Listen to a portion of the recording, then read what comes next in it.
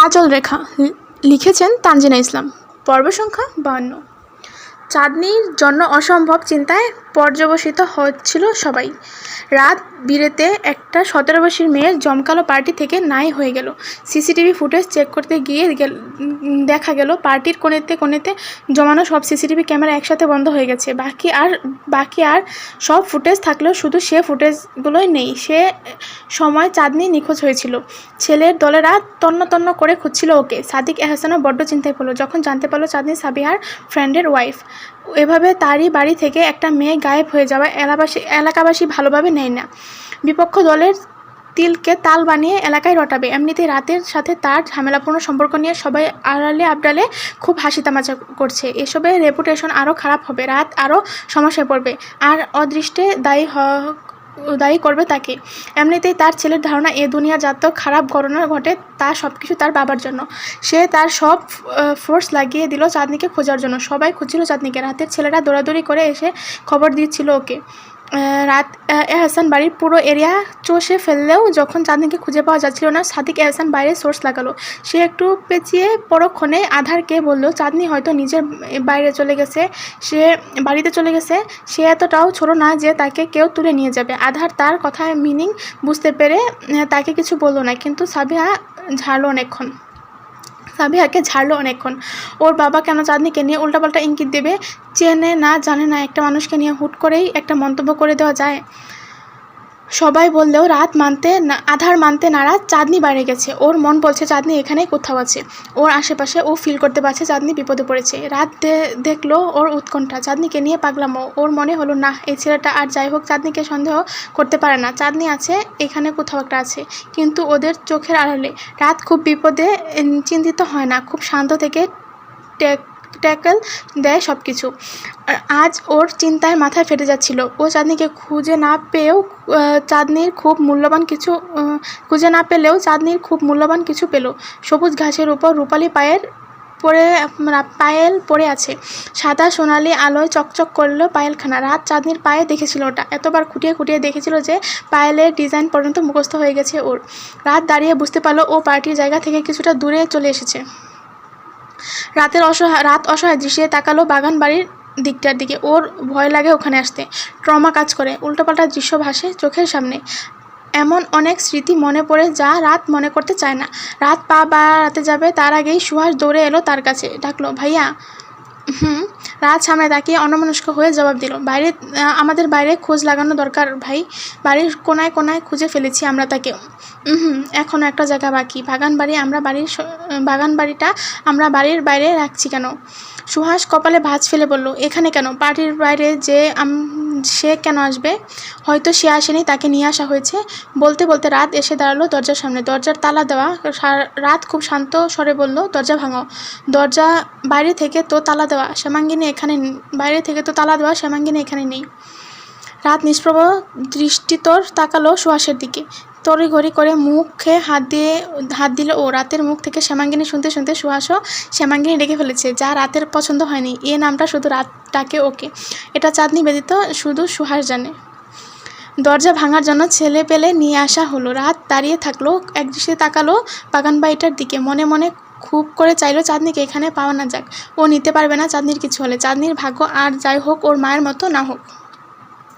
আধারের BP high হয়ে যাচ্ছে টেনশনে। পুলিশও চলে এসেছে ইতিমধ্যে। ও পুলিশকে স্টেটমেন্ট কী দিবে? ও কথাই বলতে পারছে না কারোর সাথে। কেউ কথা বলতে গেলেও ঝাড়ি মারছে তাকে। কিছুক্ষণ পর শুধু পায়চারি করছে। স্থির হয়ে থাকতে পারছে না পা দুটোকে একটুও। রেহান ওর কাছে খবর নিয়ে এলো বাগান বাড়ির দরজা ভাঙা হচ্ছে, চাঁদনি হয়তো ওখানে থাকতে পারে। ও জানে না চাঁদনি আদৌ আছে কিনা। ও এ অর্ধ কথা শুনে দৌড়ে গিয়েছে। আধারের চিন্তা দেখে ভয় লাগছিল। ও যদি আরেকটু খেয়াল রাখতো চাঁদনির এভাবে হারিয়ে যেত না তাহলে। রাত আর ওর দলবল দরজা ভাঙা ঢোকার পরপরই আধার ঢুকলো বাগান বাড়িতে। ওর পিছু সাবিহা আর ওর বন্ধুরা। চাঁদনির প্রেস ব্রিফিং সবাই গেল সেখানে। চাঁদনিকে খুঁজে পাওয়ার পর সাবিহা অনেক ঘাবড়েছিল। রাত ওকে কিছু বলেনি, কিন্তু ওর নার্ভাসনেস বরাবরই দেখছিল ও। এসির মধ্যে মেয়েটা ঘামছিল, হাত কসলা ছিল। মানুষের চোখের দিকে তাকালেও মানুষের মনোভাব বোঝা যায়। সেখানে সাবিহা তো ওর বোন। রাত 2-এর দুয়ে দুয়ে চার মেলালো। চাঁদনিকে নিয়ে রিক এখানে যাওয়ার পর বাইরে থেকে কেউ দরজা লক করে দিয়েছে, যাতে মনে হয় এখানে কেউ নেই। সাবিহা করেছে এটা? ওর ছোট বোন? ছি, এতটা নিচে নেমে গেছে ও। ও জানে কাজটা কে করেছে। সে বাড়িটাকে ছোটোখাটো একটা বাগান বাড়ি বলা চলে, যদিও বাড়িটা বেশিরভাগ পরিত্যক্ত থাকে। ওদিকে প্রয়োজন ছাড়া কেউ যায় না। ঘরের মানুষগুলো ব্যতীত ওই ঘরের চাবি আর কারোর হাতে থাকে না, ইভেন দারোয়ানের কাছে পর্যন্ত থাকে না। সাবিহা দিয়েছে ওই চাবি রিককে। রাত তিক্ত ঢোক গিলল। চাঁদনিকে হাসপাতালে নিয়ে গিয়েছে ওরা। চাঁদনির বন্ধুরা সবাই গেছে, রাত যায়নি। ওখানে চাঁদনি সবাইকে প্রয়োজন। রাতের দায়িত্ব হলো না মেয়েটা ওর। অন্যের মানুষের মায়ায় পড়ার মতো ভুল যখন করে ফেলেছে, তখন কিছু দায়বদ্ধতা তো তারও আছে। ও চাইলেই তো যেতে পারে না। যার শ্যামাঙ্গিনীর সাথে এমন নিচু একটা কাজ করেছে, তাদেরকে তো আর এমনি ছেড়ে দেওয়া যায় না। চাঁদনিকে হাসপাতালে অ্যাডমিট করা হয়েছে। অচেতন চাঁদনির পাশে বসে আছে আধার। চোখ দুটো ওর টকটকে লাল। কেঁদে দেবে এমন ভাব, অথচ সে কাঁদতে পারছে না। ওর বুকের মধ্যে কেমন যেন একটা করছে। কি যে বিশ্রী যন্ত্রণা হচ্ছে, আধার বুঝতে পারছে না বোঝাতে পারছে না কাউকে। নার্সরা অনেক বললে চাঁদনির রেস্টের প্রয়োজন, আধার যাতে বেরিয়ে যায়। আধার অনেক তর্কাতর্কি করে থেকেছে এখানে, বলেছে শুধু নিঃশব্দে বসে থাকবে ও, টুটাও শব্দ করবে না, চাঁদনিকে ডিস্টার্বও করবে না। চাঁদনির অসার হাতটা আলতো করে হাতে আঁকড়ে নিয়ে ধরল আধার। ওর ঘাড়ে গলায় হাতে অনেক কাটা ছেঁড়ার দাগ, লাল রক্তের ছোপ স্পষ্ট। আধারের চোখে পানি টলমল করছে। ওর ভীষণভাবে খারাপ লাগছে চাঁদনির জন্য। তখন ওর শরীরে এত ক্ষত বোঝা যায়নি। হাসপাতালে আনার পর ডাক্তার চেক আপ করতে গিয়ে সব ক্ষত দৃশ্যমান হলো। পায়ের জখমটা সবচেয়ে বেশি ওর। সাদা ব্যান্ডেজে পেঁচানো গায়ে আধারের বুক ভেঙে এলো। ইস, এটা কেন হলো? কেন ও চাঁদনিকে সবসময় সাথে রাখলো না? ও কি জবাব দিবে ওর চাচ্চুকে?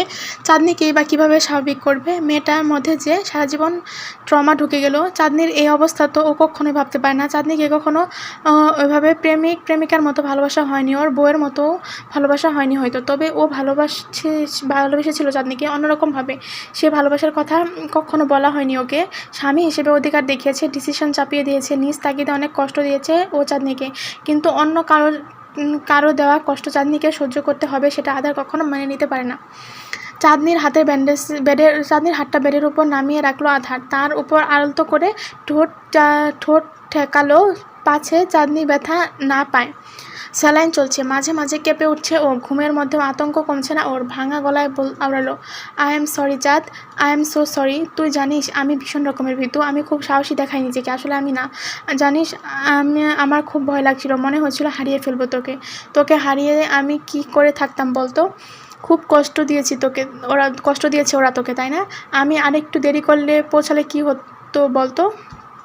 আমি কি করে মানতাম, কি করে সহ্য করতাম তোর অবস্থা? এটুকু তো আমার হৃদয় খান খান করে দিচ্ছে। আই প্রমিস চাঁদনি, আমি প্রতিশোধ নিব।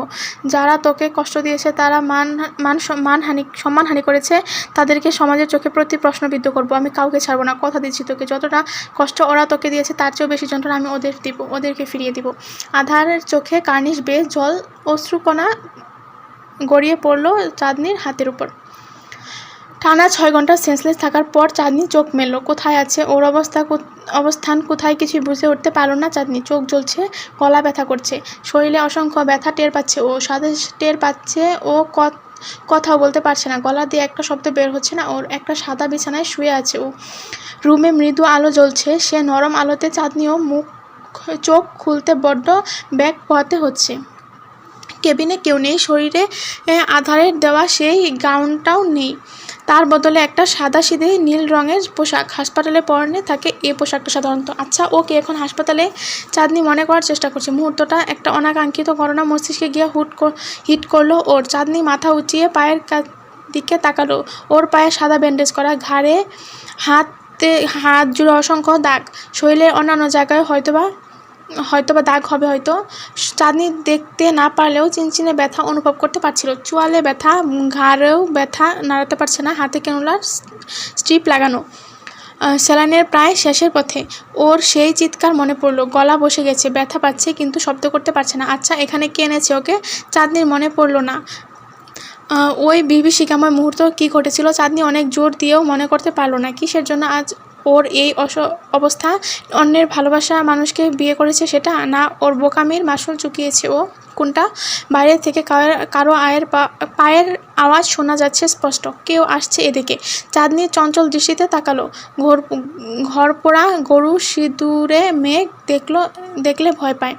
চাঁদনির হয়েছে সেই অবস্থা। কোনো উলটপালট শব্দ কানে আসলেও ভয়ে সিটিয়ে যাচ্ছে মন ওর। জ্ঞান ফিরতে দেখে একজন নার্স এগিয়ে এলো ওর কাছে। চাঁদনি মাথায় হাত রেখে ও এক দৃষ্টিতে ওর দৃষ্টি ফিরিয়ে চাইল। নার্স ডাক্তারকে ডাকলো। ডাক্তার এসে ওর পালস চেক করে জিজ্ঞেস করলো, ঠিক লাগছে? কোথাও সমস্যা হচ্ছে? উত্তরে কিছু বলতে চাইলো চাঁদনি, কিন্তু গলা দিয়ে একটা আওয়াজও বের হলো না ওর। প্রচণ্ড শখে ওর গলা দিয়ে শব্দ বের হওয়া বন্ধ হয়ে গেছে। মনোবিজ্ঞানের ভাষায় এটাকে বলে সাইকোজেনিক মিউটিজম। প্রচণ্ড ভয় বা শখ পাওয়ার কারণে মানুষের সাময়িকভাবে কথা বলতে পারে না। চাঁদনি অসহায় দৃষ্টিতে তাকালো ডাক্তারের দিকে। ডাক্তার বুঝলো ওর অবস্থা, বলল, কথা বলতে পারছো না? চাঁদনি দুপাশে মাথা নাড়ল। উঠতে পারবে? চাঁদনি বেড়ে হাত ঠেকিয়ে উঠতে চাইলো, কিন্তু পারলো না। একজন নার্স ওকে তুলে ধরলো। চাঁদনি শক্ত করে চেপে ধরলো ওনার হাত। নার্স ওর পিঠের পিছনে একটা বালিশ দিয়ে বসালো ওকে। স্টেটমেন্ট দিতে হবে তোমাকে। কি হয়েছিল তোমার সাথে? চাঁদনি বলার চেষ্টা করলেও পারছে না। একটু পর সবাই এলো কেবিনে। চাঁদনি চঞ্চল দৃষ্টিতে খুঁজলো, কাউকে পেল না। তারপর তটিনী, আমান, মাহাদি, রাবিব সবার দিকে তাকালো। রেহান আর সিয়ামও আছে। বৃষ্টি আর হাসনা নেই। ওরা হয়তো ওদের মা বাবার সঙ্গে বাড়ি চলে গেছে। এত রাতে ওদের এখানে থাকার কথা না। আচ্ছা, এখন রাত কয়টা বাজে? তটিনী ওর কাছে এসে ওকে চেপে ধরলো। চাঁদনি জড়িয়ে ধরলো ওকে। তটিনী বলল, কিছু বলো চাঁদনি, কি হয়েছিল তোমার সাথে? চাঁদনি উত্তর দিতে পারো না। ওর চোখ দুটো তখন সেই থেকে কাউকে খুঁজছে। সে নেই, কোথাও নেই। চাঁদনি একমাত্র সাহারা কোথাও নেই।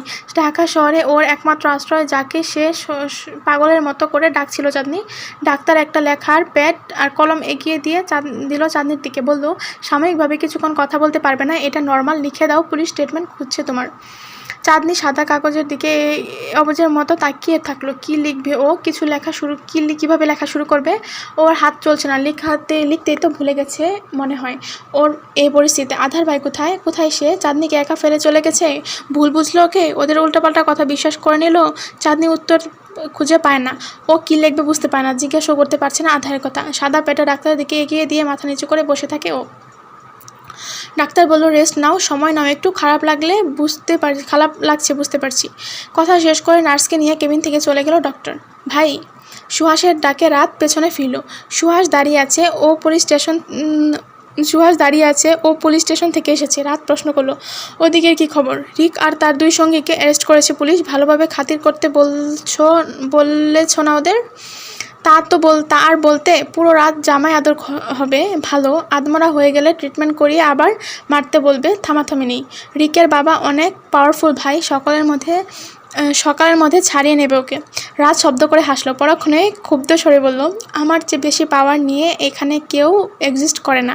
আমার নিজের বাপও না। আমিও দেখি কিভাবে ছাড়াই।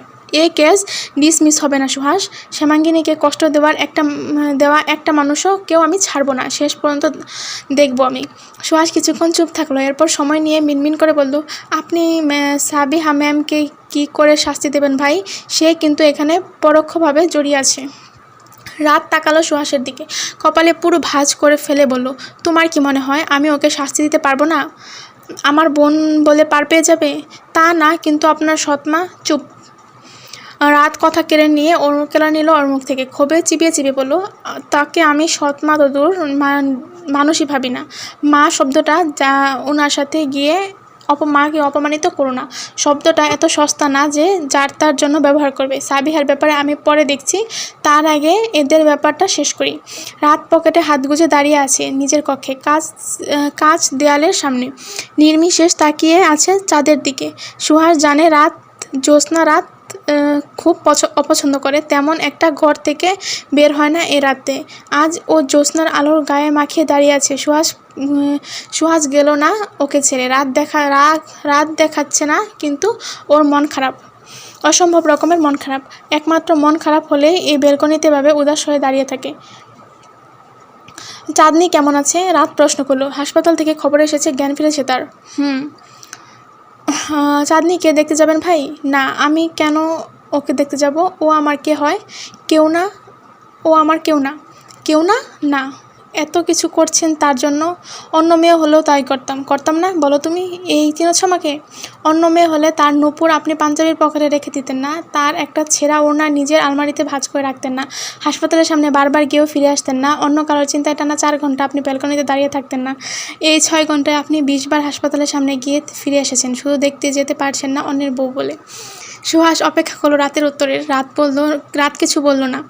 ওর সামনে পিঠ করে দাঁড়িয়ে থাকলো। গম্ভীর স্বরে বলল, ও এখন খুব ডিপ্রেসড থাকবে।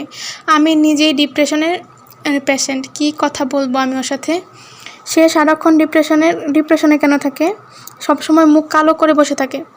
জানা নেই আমার, জানার চেষ্টা করবো না। তার ডিপ্রেশনের কারণ জানার জন্য তার স্বামী আছে। আমি কে হই এসব জানার? ভাই ভালোবাসেন ওকে? রাত কেমন করে যেন বলল, মায়া লাগে রে, খুব খারাপ লাগে শুধু। ভালোবাসা শব্দটা খুব সস্তা মনে হয় ওর জন্য। সারাক্ষণ বিষণ্ণ থাকার একটা মানুষ, তার বিষণ্ণতা বাড়িয়ে দেওয়ার কি খুব দরকার ছিল? মেয়েটাকে পুরো ট্রমাটাইজ করে দিল ওরা। মায়াটা কি ভালোবাসা না? আমার তো মনে হয় ওটা ভালোবাসার ঊর্ধ্বে। না, আবরার এত নিচু না যে অন্য কারোর বউকে ভালোবাসার মতো জঘন্য কাজ করতে পারে। আমি বরঞ্চ দূর থেকে তার ভালো থাকাটুকুই চাইতে পারি, ভালোবাসতে পারি না। এটা পাপ। ভাই, আমার বোনটা এমন ছিল না সুহাস। এতটা নির্লজ্জ কখন থেকে হয়ে গেল ও? ওর মায়ের থেকে এসব শিখেছে, ওসবে সাহস পাচ্ছে। ওকে দেখতে যাবেন ভাই এত রাতে? আপনার মনের ছটফটানি কমে যাবে, নয়তো পুরো রাত ছটফট করবেন আপনি। 6 ঘন্টা আপনি যে পরিমাণ ছটফট করেছেন, এতটা বেকুল হতে আমি আপনাকে 6 বছরও দেখিনি। ম্যাম অসুস্থ হলে এমন করেননি আপনি। যাব, একবার দেখে আসলে কি খুব সমস্যা হবে সুহাস? পাপ হবে সেটা? একবারই তো বলো। মানুষ তো একটা অচেনা অসুস্থ মানুষকেও একবার দেখে আসে, তাতে কি আমার আত্মমর্যাদা কমে যাবে? যাবে না ভাই, চলো তাহলে আমার সাথে। আমার বোনের অন্যায়ের মাসুল পিচ্ছি একটা মেয়ে দিচ্ছে, তাকে দেখে আসি। রাত 3টা বাজে। রাত আর সুহাস বেরোলো হাসপাতালের উদ্দেশ্য চাঁদনিকে এক নজর দেখা। রাতের গাড়িটা গেট দিয়ে বেরোনোর পর আধারের গাড়ি ঢুকলো এহসান বাড়ির গেট দিয়ে। রাত হিসাব চোকাতে দেরি করলেও আধার কখনো মাসুল চোকাতে কার্পণ্য করে না।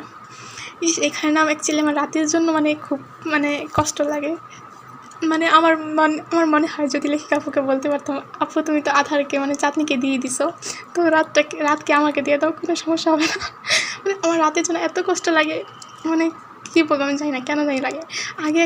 আগে কী হতো স্টোরিতে, আমরা যাইতাম যে নায়করাই হচ্ছে নায়িকাকে পাক। রিসেন্টলি হচ্ছে কিছু এখন উপন্যাসে ট্রেন্ডিং হয়ে আসতেছে, নায়কের জন্য কষ্ট লাগে, আবার এইদিকে হচ্ছে ভিলেনের জন্য কষ্ট লাগে। এখন কোথায় যাবো আমরা?